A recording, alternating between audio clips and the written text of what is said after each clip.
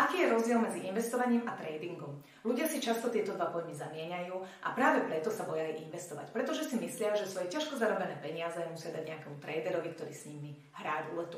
Nie je to tak. Investovanie je dlhodobá strategická záležitosť, kedy my investujeme na roky až 10 ročia a necháme na prirodzený vývoj trhu, aby sa nám tá investícia zhodnotila.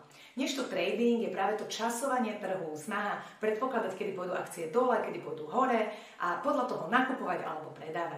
Toto časovanie je veľmi ťažké až nepravdepodobné, pretože neviete predpokladať úplne presne správanie ostatných investorov a reakciu na určité krízy.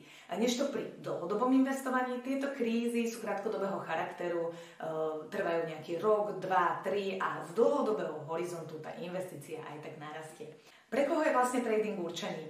No pre ľudí, ktorí sa neboja všetko strátiť. Áno, môžu veľa získať, ale môžu aj o všetko prísť.